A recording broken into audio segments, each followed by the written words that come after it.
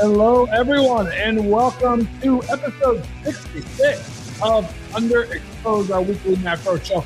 Today, all the biggest topics and trends impacting crypto and broader Web3.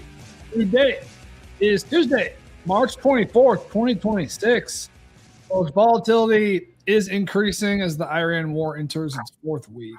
Gold selling off hard, stocks are down, even stablecoin companies are dumping here today. Are there any safe havens left? And does crypto actually have the best looking setup? We're going to talk about it on today's show. I'm your host, Tyler D. I've got my co-hosts in the house. First up, D's rocking the new TVPN gear.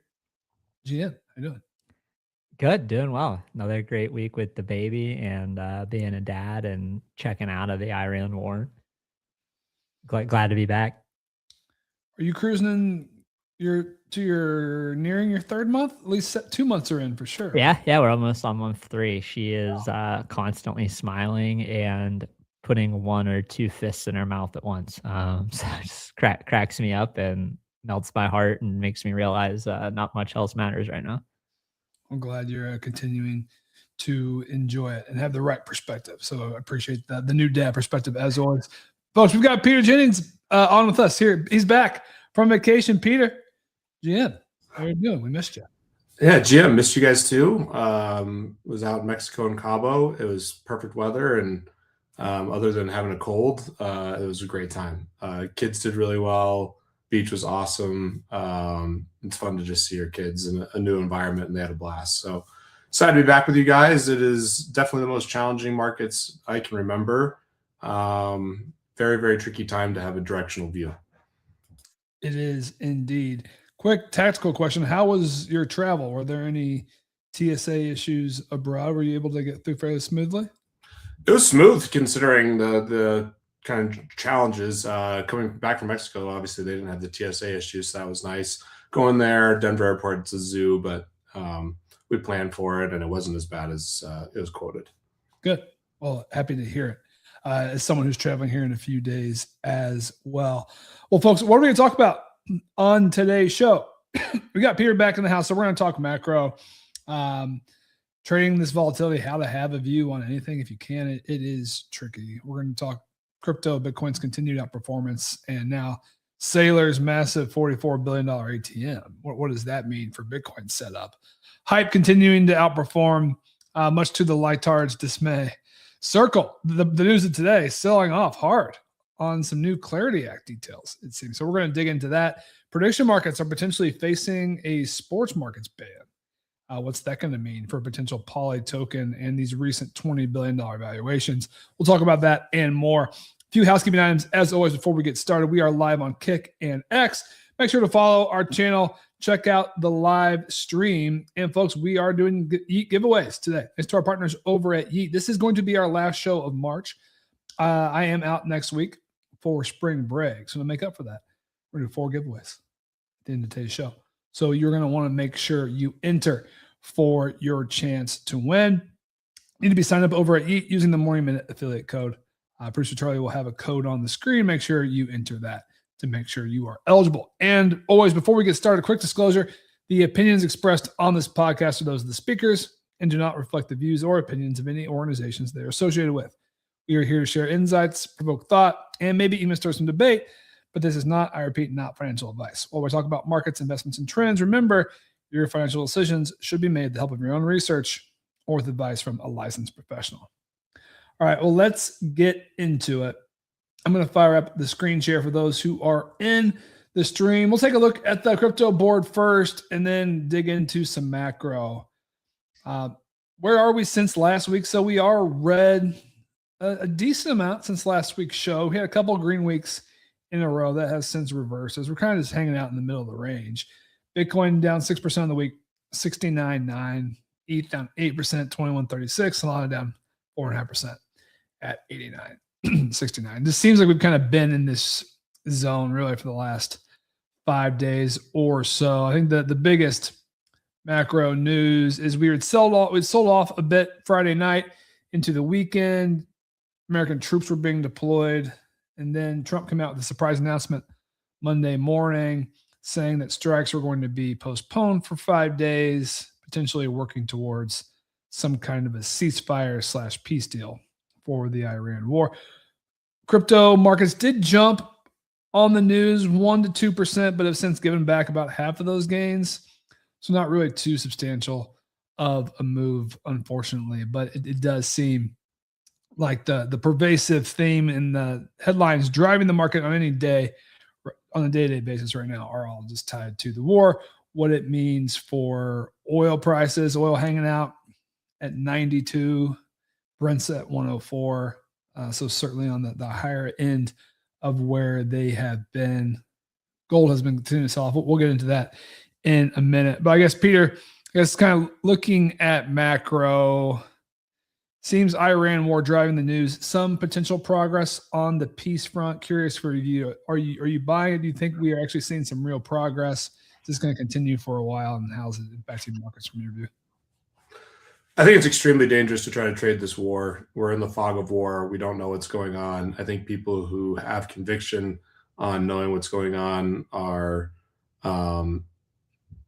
probably arrogant at this point in time. You can track prediction markets and some other things to get maybe a little bit of a sense, but it's really challenging, especially when you have Trump, sending out different messages and tacoing and all these different things, and then clear insiders profiting off of that. So it's really hard to have an edge here, and I think broadly being defensive and cautious is makes a lot of sense until we get more clarity on what's going on. We have so many different things kind of moving together.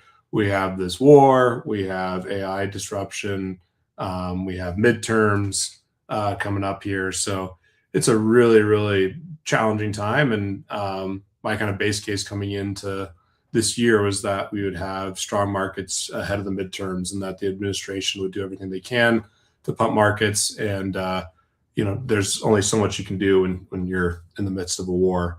That should be very inflationary. And that's extremely concerning for markets. We've seen rates move up. 10-year last I saw was kind of in like the high 4.3s, 4.4 range. And I think the Fed, rightfully so, is going to be concerned about inflation. So it's tricky. Markets are still, priced near all-time highs from a nominal perspective. I do think it's interesting. Gold has really traded down. And if you evaluated any market relative to gold, everything else was cheap relative to gold. And now gold is really sold off, which is strange given that we're in this heightened geopolitical scary time. Normally this would be a great time for gold, but gold had already run so much, and it does seem like people are looking for liquidity wherever they can get it. So nowhere safe to hide. Really challenging times from an allocation standpoint. I think the best thing you can do is figure out some cautious / defensive positioning, because we're in the fog of war and it's really, really tough to figure out where things are happening. And I've talked with quite a few people, and generally the people who are really cocky or arrogant tend to get burned quickly. As an example, Sunday night, people are like, oh, here we go. We're in big trouble. Oil's spiking, time to short everything. And then you get blasted by a Trump tweet saying, we're ready for the war to end. So I'm trying to be as cautious as I can. And there's definitely not a good place to hide. I didn't mention crypto at all, which I'm sure we'll talk about. Crypto has looked relatively strong compared to everything else. But again, that's a tricky market as well. Great rundown. I'm curious, have you made any major portfolio moves over the last few weeks amidst this? We're just kind of watching it. I raised cash ahead of the Iran war. I was kind of watching the Iran markets quickly and was able to deleverage some of my risk when we actually had the strikes. And I've just been kind of sitting on the sidelines more than I usually am, looking for yield, which is also really hard to find. There have been some good basis trades with some of the real world assets, but the basis trade is generally dried up with crypto, which makes it hard. And yeah, I'm earning 4 to 5% on a good portion of my portfolio, which normally would feel quite bad given the inflationary risks, but I don't have conviction in really anything right now. So I'm just trying to be defensive and figure out the plan long term. I still have a lot of my long term holds, but it's a very, very tricky time from an allocation standpoint. So more defensive than I've been, and we'll see. I'm I'm not like eager to try to like time a dip here or anything like that. It is wild how much has changed in the last few weeks. And when we talk about interest rates, rate cuts, a decent amount on the show, this substantial movement in end of year rate cutout. So now we're heavily favored. 70% is just to keep rates the same. Only a 9% chance of one cut. Two cuts is not even on the board right now. 19% of a raise, and then 2% of two raises.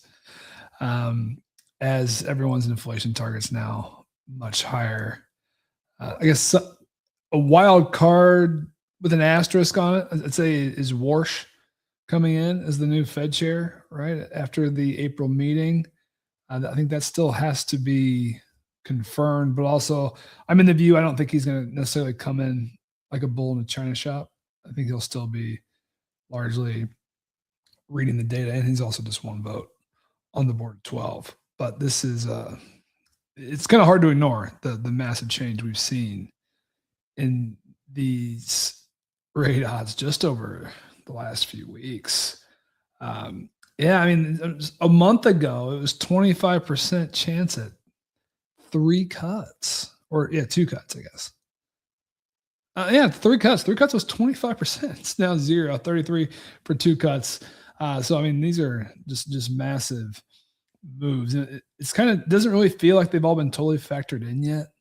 It does feel like we're kind of floating on this day-to-day basis with all the ongoing volatility of the war. Don't know exactly how this is all going to play out, but it feels like there's longer-term consequences that markets don't really seem like they fully have adjusted to yet. That's kind of my read when I see this. D's, curious, we talked at length last week. How are you feeling through all this? Any changes you've made? Are you buying the peace talks? Do you think there's any end in sight? What's kind of your view?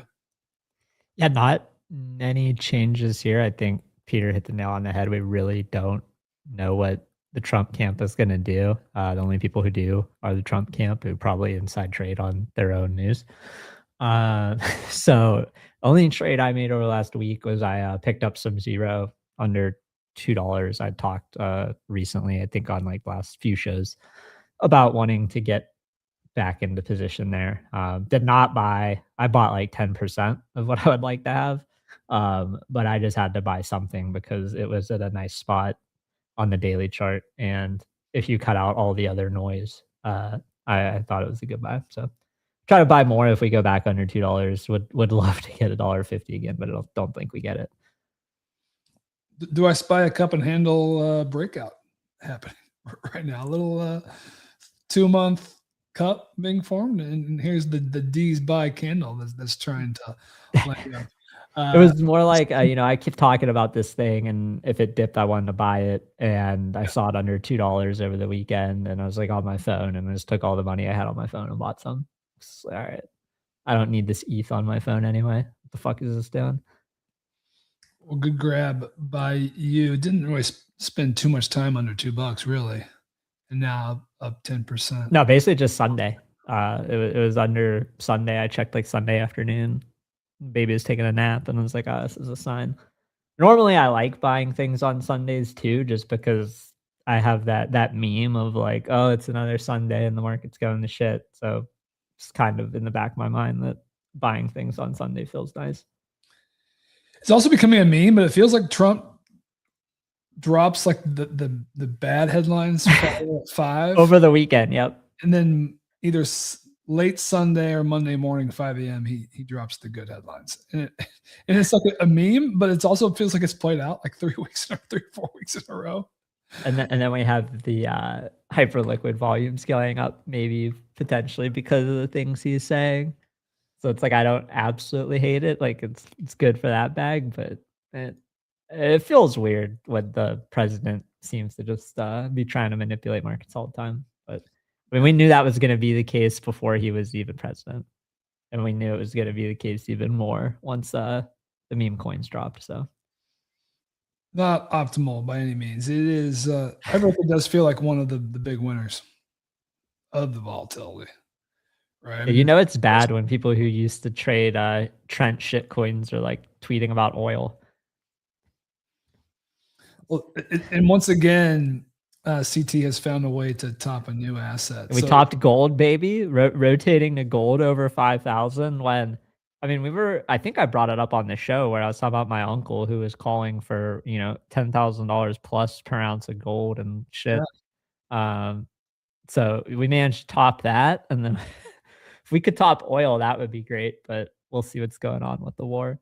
Well, the S&P, so the S&P started trading. Top the S&P. Until like, don't look at this. Come on. But yeah, 5 straight days. Yeah, we topped the largest index in the world. We did it. But yeah, it said Hyperliquid set a new record yesterday, nearly $6 billion in HIP-3 volume. So HIP-3 being where the real world assets, they just got the S&P 500 officially licensed. Open interest continues to grind up and to the right. Looks good. I didn't realize we set a new record for HIP-3 volume. That's nice. Yeah, I was checking this chart every day and then kind of stopped because volumes have kind of been like averaging out. And everybody just didn't expect to see a new all-time high. And like yesterday was a volatile day, but I didn't really expect this kind of a jump. I mean, it's basically, it looks like it's just off the back of the few different oil products and then the metals and S&P, right? Like that's where I'm seeing all the volume. It's the S&P, XYZ, silver, gold, Brent oil, WTI oil. That's where all the volume's coming from. It's not much elsewhere. It's not like it's coming from Circle or Tesla or this other shit. It does raise the question of, is this the future of crypto trading, is just tokenized equities and real world assets, or is this just a bear market thing? But if you look at the Hyperliquid top 10, you got oil's third, silver's fourth, Brent oil's fifth. The top 100 index is eighth. The S&P is ninth and gold is 10th. So it's like 5 or 6 assets here in the top are not crypto, and really it's just crypto majors until you go further down the list. Man, now you've got Circle Stock, Tesla, natural gas.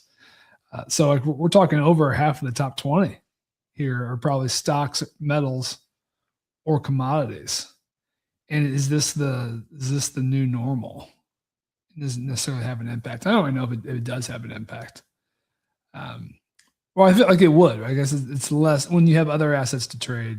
It probably isn't that negative to all. So I'm not sure if you form an opinion on that, Deez, or have a strong one on. Yeah, it's tough. I mean, I think just having a more, what's the right word? Like the people who are trading these alts, I don't think are predominantly the same people who are depositing on Hyperliquid and trading these HIP-3 markets. Like there definitely is some. We just talked about it. I'll just talk about Thread Guy because he's like the one I see on the timeline most often talking about these markets. But like I think in general, that trench money is still separate from this. Like I don't think a lot of people are taking their 5, 10, 100 grand out of the trenches and deciding like I need to go levered along oil or gold or silver or the S&P. I think in general, just having these products allows more reputable capital isn't the right word, but it allows more less risky capital to take positions. So I don't know how much like it's taking away flows from the trenches rather than just like allowing new flows to come into the ecosystem.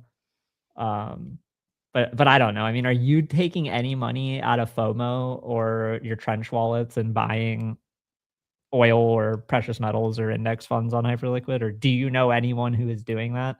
Because I'm taking money out of my FOMO account. And you know what I'm buying? I'm buying fucking Pokemon cards.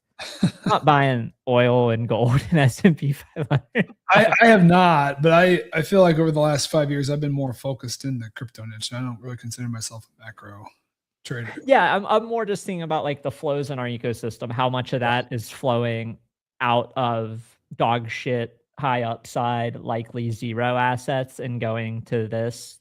And I don't think it's that much. I mean, I know the dog shit assets are going to zero, but I don't think that money is then flowing to HIP-3 markets.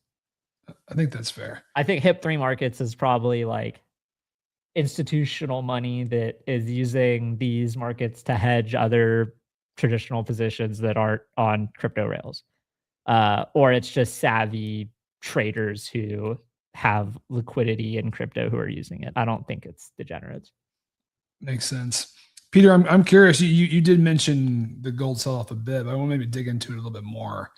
Have you spent much time like reading about potential drivers, or any of the folks you're talking to have views on what's? I mean, this is a pretty substantial move, over 20% with some of these wicks and the biggest asset in the world. Yeah. I mean, rates are going up. That's bad for gold. It had been on a massive ascension for such a long period of time. And I think people are trying to be defensive and need liquidity. So that would be my perspective, is just, due for some mean reversion. Rates are going up.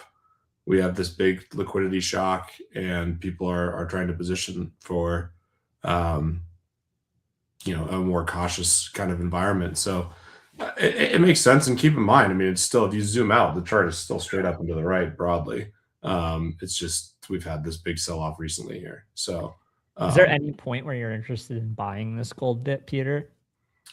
I'm interested in it for sure. I've kind of maintained my long-term position, and then part of kind of deleveraging was with the gold, and the gold's actually been probably the best basis trade on lighter and hyperliquid.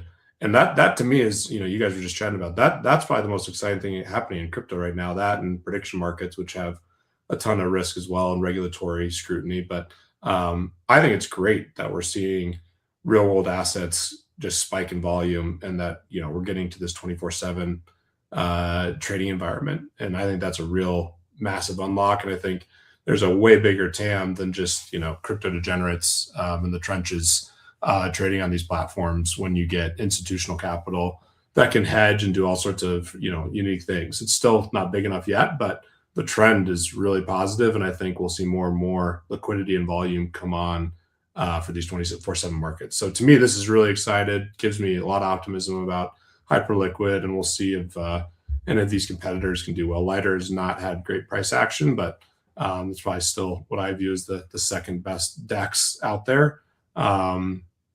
We'll see. We'll see if other sub people... at $1. If anybody is trying to become a member of the Lightards, I mean, this is a generational entry. Some of us have been Lighthearted from $1.50, $2. Some of us from the airdrop. So if you want to join some of the smartest, dumbest people you'll ever meet, 98 cents, baby. Buckle up. Best price you'll get till next week. I'm still holding, so that is true, Tyler. I have not sold yet. I don't really have strong comments. I mean, me buying a bag was just like attaching an anchor to the price chart. It's been bad price action. Very, very bad price action. I remember I sold some Zero at $1.60 to buy lighter at $1.50. Zero's $2.23 and lighter's 98 cents. I hate that. I love it, dude. We live for this shit. I know. Yeah, and I mean, who knows? I just think that these decentralized exchanges and the use of real world assets is a mega trend, and probably the coolest thing that's happening in crypto. I mean, it's some combination of stable coins, DEXs, and prediction markets. So those are the three, the categories that are doing amazing. We'll see if Bitcoin can get over this quantum fear and some of these other issues, just kind of the broad market, and digital gold can, and the store value story can regain its luster. But yeah, those are all good things to me, and I'm really excited about the growth of hyperliquid. And I'm spending a ton of time just seeing funding rates and kind of how markets are moving and open interest. It's really exciting to see the growth there. Getting real broad mainstream attention. Right, we had the Bloomberg, Wall Street Journal, even like JP Morgan dropped hyperliquid in their latest research report. So it is out there at this point in time. Hard to ignore. I've got the pump chart up. Just when I saw the lighter chart, like I also had the pump chart in my mind. I mean, this is also pretty bad. Like every single little pump getting sold. Not great. But we really haven't talked about crypto majors that much. So gold's been selling off. Bitcoin has been relatively strong. I mean, it's up 10% since the war began. It has certainly been higher. It touched 76.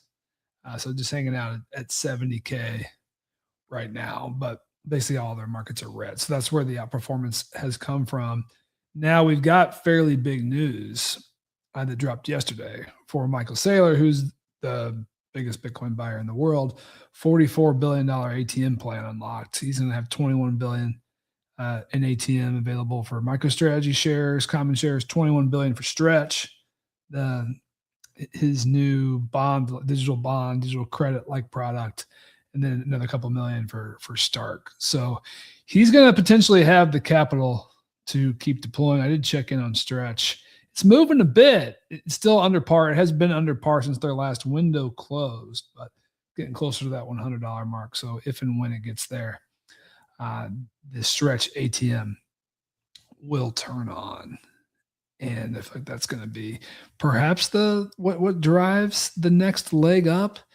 It's been kind of hard to wrap a head around the thesis around why Bitcoin crypto have been outperforming, right? Maybe we were just beaten down so much during the bear, the sell off from 126 all the way to 60, and maybe that's enough, right? Maybe the fact that it sold off 50%. That's how it feels to me, man. We tanked so hard so fast after 10-10 that we got all the sellers out earlier than the major assets. Yeah, basically front ran. Because if you were to take performance from 10-9 until now, we're still getting absolutely wrecked. Oh yeah, I'm more zoomed in. I'm choosing to slightly zoom in at this point in time when I'm talking about outperformance. So, but it is good to see, right? We need to find light at the end of the tunnel, and if we stop going down on bad news, like that's generally a good sign in my head. And I think Bitcoin specifically an asset that is reflexive, where the longer it remains strong, the more confident folks are to start to buy or continue to buy. And more of these big shops are putting out their price targets, and they have decent price targets. So a lot of big shops are expecting 100K plus. Like Bernstein just came out this morning, said 150K was their Bitcoin target for 2026, which is just 10% odds on prediction market. So there's some lofty ones out there. Perhaps the lofty targets are what we need. But switching gears, talking about an asset that's having not a very good day. In fact, a very rough day, Circle stock. So this one, I hadn't really been checking. I'd been commenting on its recent grind up. It basically doubled. Q4 earnings came out last week of February. Stock was trading around 60, went all the way up to 120. Seemed like it was on an absolute tear, and now it gave back 19% today.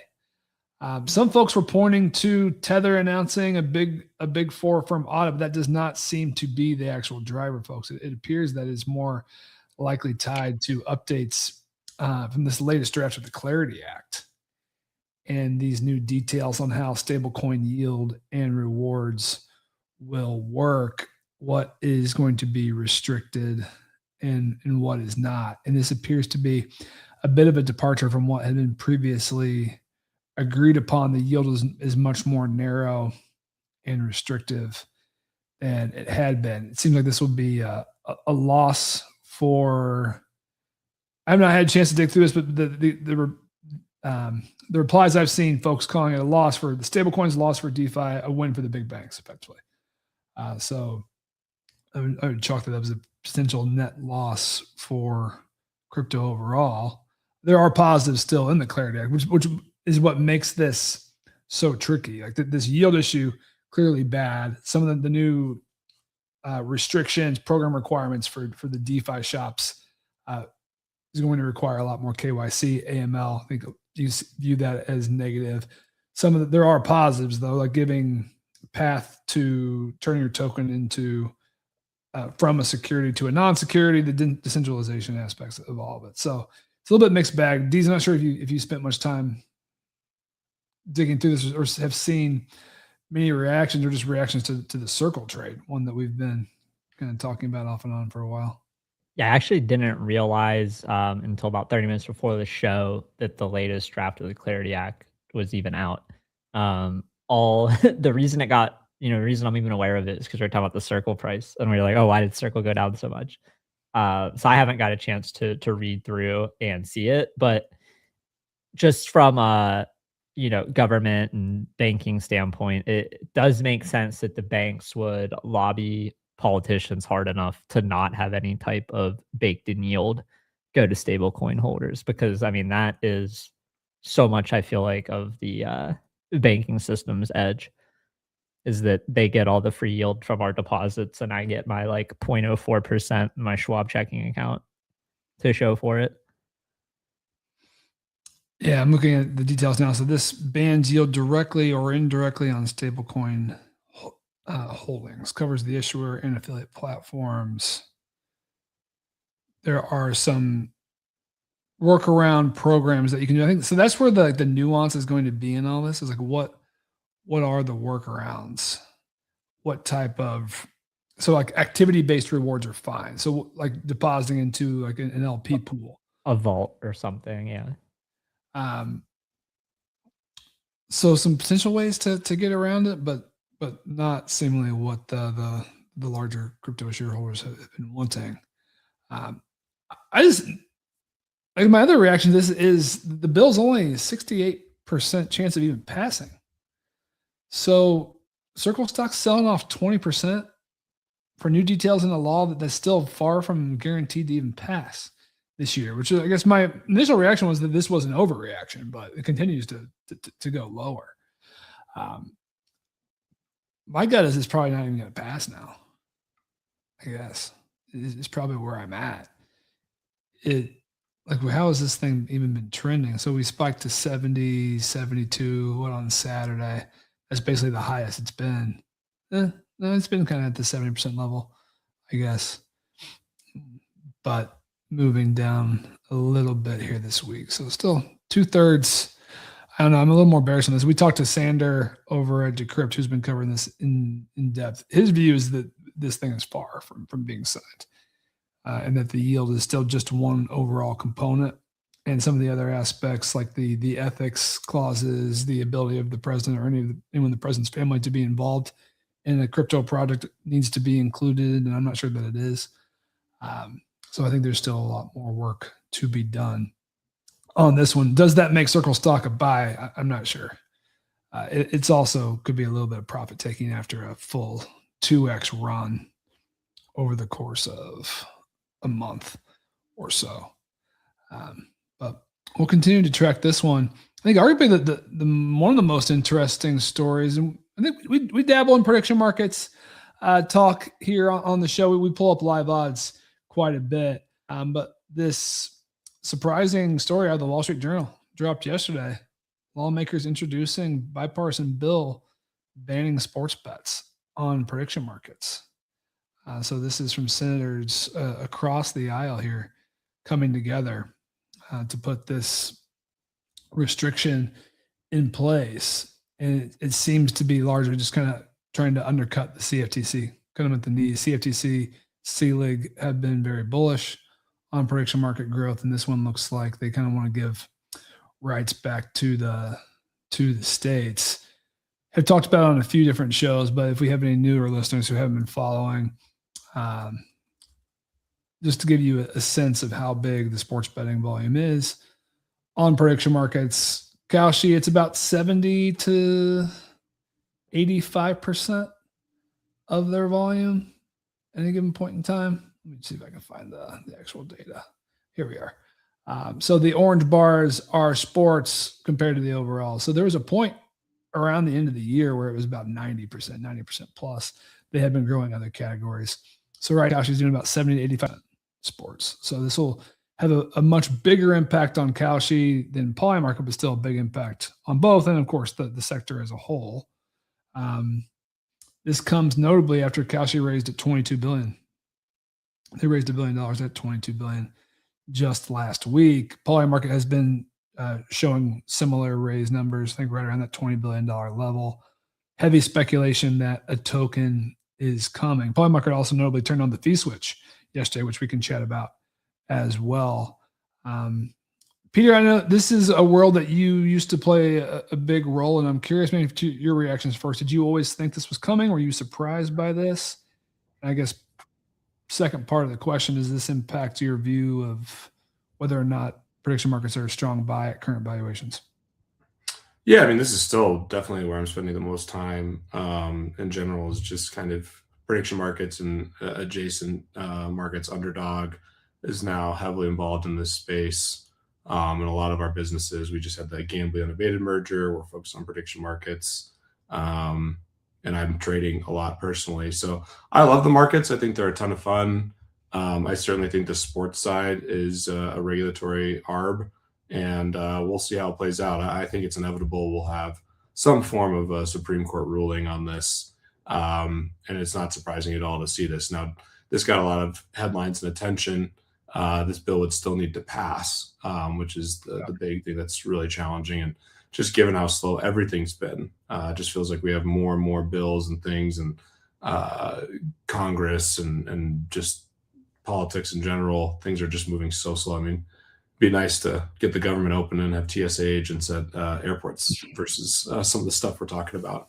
So we'll see how this plays out, but it's inevitable to me that we're going to have more and more attention on this. And I do think probably the underrated thing that gets a little bit of attention but deserves more attention is just how partisan this has become.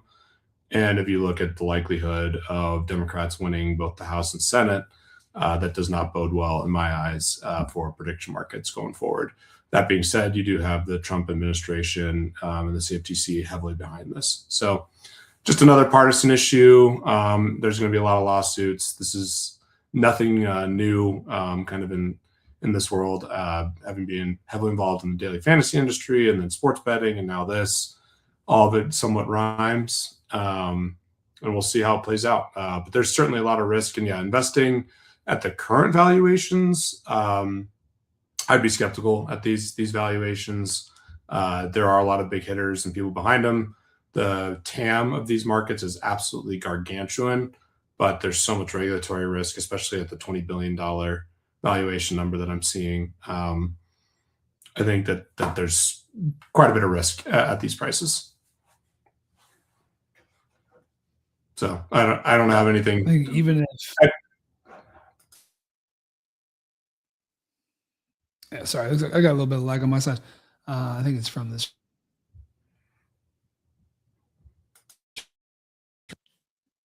I think perhaps a temporary lag, or no, temporary lag. Reuters probably got you. You're back. Yeah, you were getting throttled by all the ads and cookies.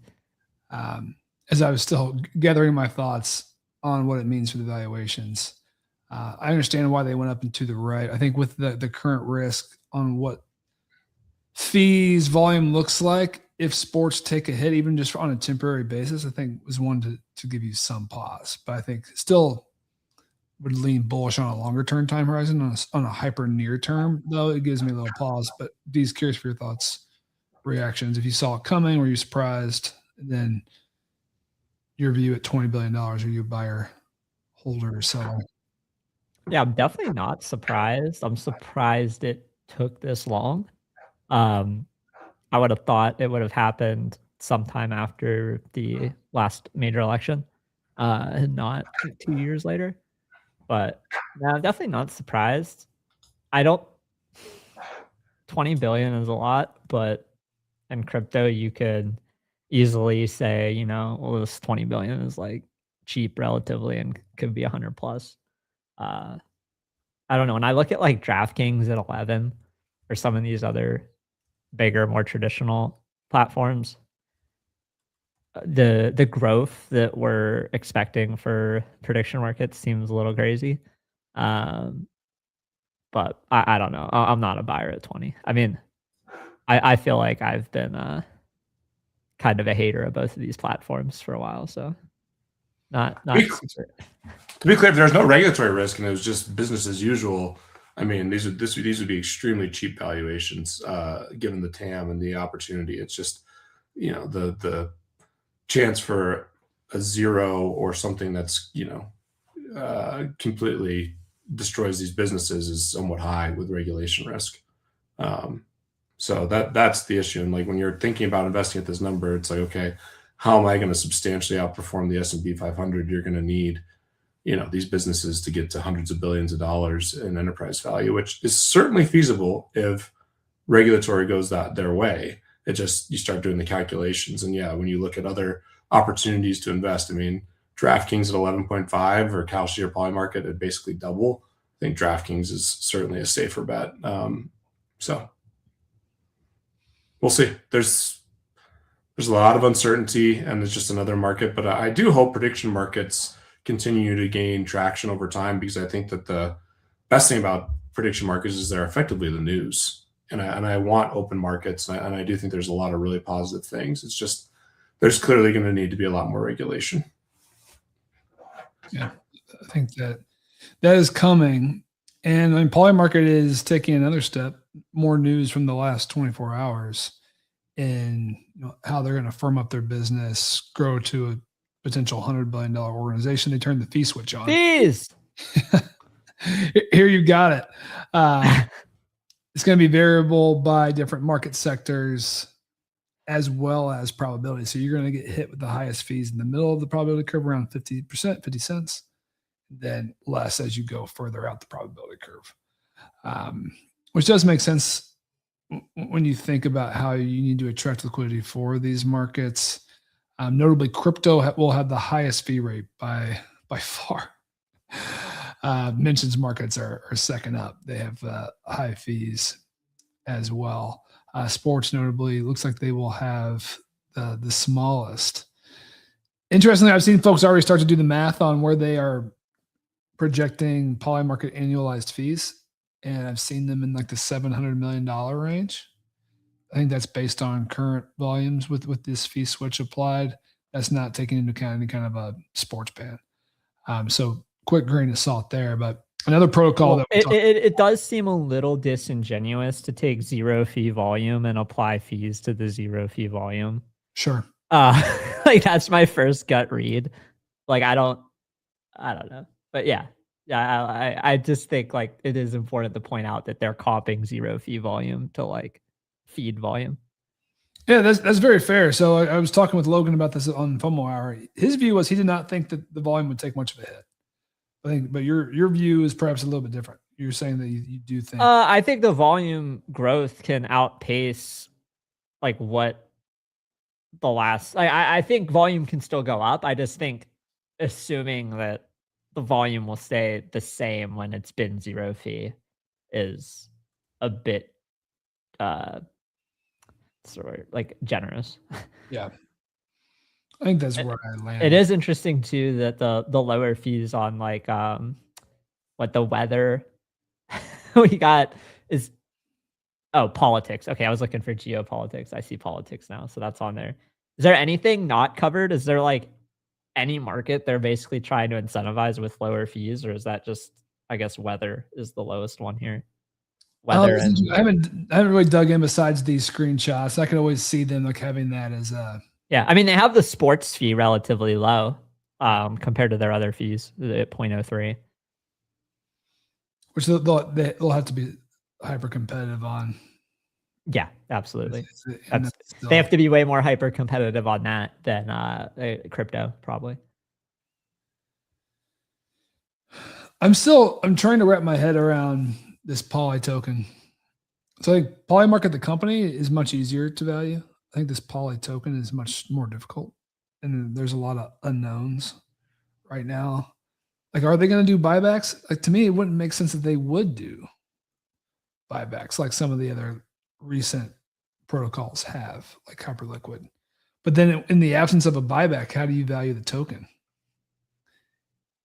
And like, so Hyperliquid is annualizing 700 million right now. So let's just assume Polymarket does that as well.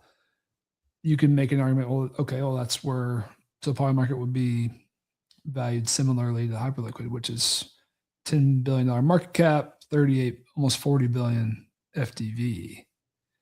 But Hyperliquid, that's not even pricing in the fact that Hyperliquid could just beat Polymarket because they're working on a prediction market. Come on.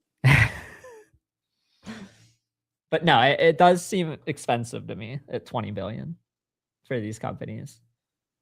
I think the token is much more expensive than the company. Do you think we get the token like in the next year or no? You still think we're So this past Monday had a very hyped announcement, and ended up the announcement actually was a referral program, and then they kind of bundled the fees within it. And then within the referral announcement, they also had like a clause that said this program will help you with all future rewards, which folks are interpreting as, hey, a token is going to come at some point. So the Polymarket token is almost assuredly coming before the OpenSea token. Well, I don't think either of them are coming in 2026. Well, I don't think the OpenSea token might ever be coming because they are waiting for the NFT market to be back in a stronger position. Do we have OpenSea? Oh, okay. Here's a fun market. What do we get first? Mega ETH launch, OpenSea token, or Polymarket token? Oh man. My Mega ETH investment is looking like I should have shorted it. Should have hedged. Yeah. What a swing that was from a point where Mega was $5 billion, like free 5x to you're gonna be lucky to break even. If I was actually betting that market, I would bet on Mega ETH because it feels it has to be Mega ETH. Yeah, those KPIs are still more attainable. I cannot believe I'm looking at these odds for the first time. OpenSea token launch at 67% by December 31st. I'd love to know on that. Yeah, it's free money. Devin came out. He put out that tweet before last week's show. I don't remember if we talked about it. We talked about it last week. Okay, yeah, we did talk about last week. Because the Vanity Fair article, yeah, Peter missed the whole Vanity Fair article rundown of Mr. Finzer and the OpenSea announcement about how we're not getting a token. Yeah. Which this had just come out right before last week's show. So we were reacting to it live. So we didn't have a chance to really go through it. And then Finzer, so the Vanity Fair, here's the order of operations. Devin Finzer comes out and says, we're not going to launch the token. We're sorry. Market conditions suck. We only have one shot to do this. We want to do it right. Indefinite delay. Yep. Next day, the Vanity Fair article came out. Next day. Which he's featured in, him and his wife, and they're in the room with private makeup and private security, so on and so forth. We talked about last week. And then the next day, he did come out and basically say, oh, God, well, how about that timing? So he at least addressed it and said, that's not a distraction. I'm fully focused. So I thought it was a fine comment, but I think people will eventually forget and move on. But do I think an OpenSea token is coming this year? No, absolutely not. How does OpenSea ever become a thing again? Like, how do NFTs have any hope? Like, are we out on NFTs now? Like, I'm still holding the ones I like, which are basically just like punks and art. But it's tough. It's tough to see a world where like the Amazon or the Walmart of NFTs is worth 10+ billion again. Like, what's the best use case for an NFT right now? AI agent uses it as their identity. that's what we're working with right now. That's what we got. I think it actually is like the real world assets, like tokenized real world assets. So like fixing my Pokemon cards. Oh, I put out a shit post last week. I can't believe OpenSea isn't aggregating all the Pokemon listings across these 19 different fucking crypto platforms we're on, buying them. Like, it's the only thing I'm interested in buying on chain. That's an NFT. I'm with you, Tyler. To me, the real bull case is tokenizing real world assets. And there are examples where I think an NFT could make sense. And we did get some unwanted clarity that fractionalizing assets is still potentially a security in that new guideline we got last week. Strays. Yeah, like, man, or just kick us while we're down. Oh, by the way, yeah, you still can't fractionalize shit, you pieces of shit. Don't you dare take a collectible and split it into a bunch of pieces. Don't you fucking dare. I didn't quite understand the logic because it's still not. I mean, I think because if you were splitting it up into a bunch of quote unquote pieces or shares, then you're automatically expecting some type of return on it. Like, I don't. Yeah. If they didn't really go into depth, it was more like that boilerplate 2 sentences of like, oh, by the way, don't fractionalize shit because we can still fuck you, but we're not gonna tell you exactly if we will or not, but don't do it. It's kind of how I read it. I think that's the correct read. Rounding this out, I think if OpenSea, I think the switch to token trading felt a little reactive, and I don't think they're going to win. But like if they'd really leaned into like we just want to kind of go back to our roots, where it's going to be the literal OpenSea for all different types of NFTs across asset classes. I think that's something you could kind of get behind, and that they still have a chance to be the real winner. Maybe that's just going to take too long to play out. I mean, they should have the war chest to survive quite a bit, right? I mean, I haven't looked at any public numbers of how much they're spending a year, but I feel like the amount they raised is more than enough to sustain through a bear market or two. Yeah, I would think so. But don't hold your breath. Hold your breath for the OpenSea token. Don't hold your breath for the Poly Market token either. I'll continue to bang the table on that. Don't hold your breath for anything crypto related right now. Don't hold your breath. Except you hold your breath for Michael Saylor to buy Bitcoin. Yep, Michael Saylor to buy Bitcoin at a 5% higher than market price and HIP3 volume. That's about all we can hold our breath for right now. He hit a 74K average. 74. Yeah, how? Like I don't even think I saw it over 72K in the entire week, and then he comes out and is like, "Yeah, I got some for 74." Like I would have sold him a couple for 74. I'll throw in like 5 if you want, Sailor. Just like let me get a slice in.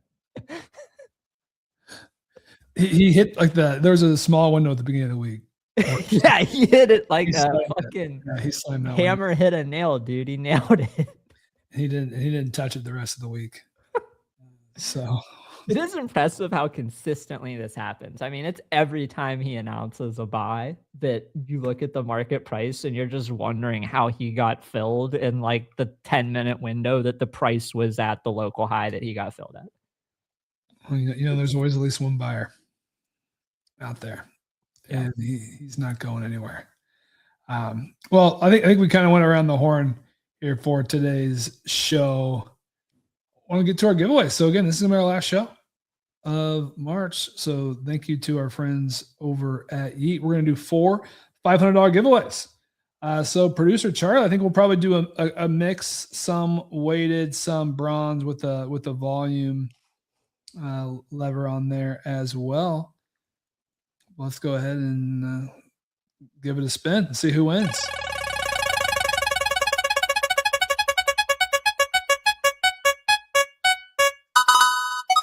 Wow, 30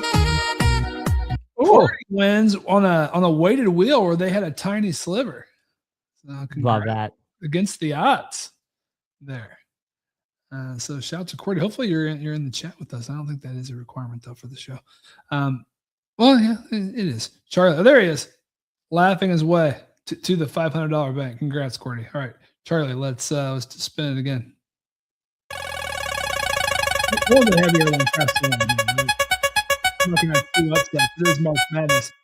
All right, Crypto Firehorse. How about that? That's a new one. Both of these names are newer on me. I haven't seen these. That's good. They're due. Crypto Firehorse. Congrats. You have won as well. There they are. Oh, Firehorse. Oh, yeah. That was actually one of my favorite tokens, but I did not. I round tripped it. Shocker. All right. So this is going to be a different wheel. I think this will be the silver wheel here. So Charlie, let's give this a spin.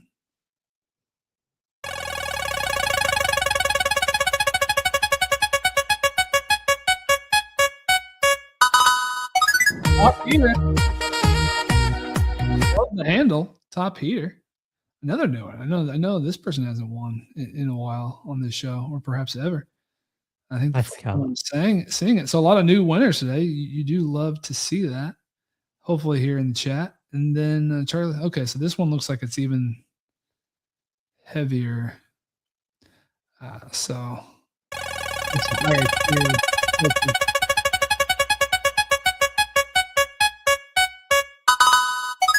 and Shinko, all right. Definitely a long-time listener. So congrats to Shinko. Those are our 4 winners. You each got $500 courtesy of our friends over at Yeet. Congrats to you all. Thank you all for tuning in every week, listening to us ramble on about the crypto markets. Thanks for joining us here, folks. We will not be back next week. I'll be off for spring break. We will be back for that first Tuesday in April. Till then, enjoy your time. Talk to you soon. Goodbye.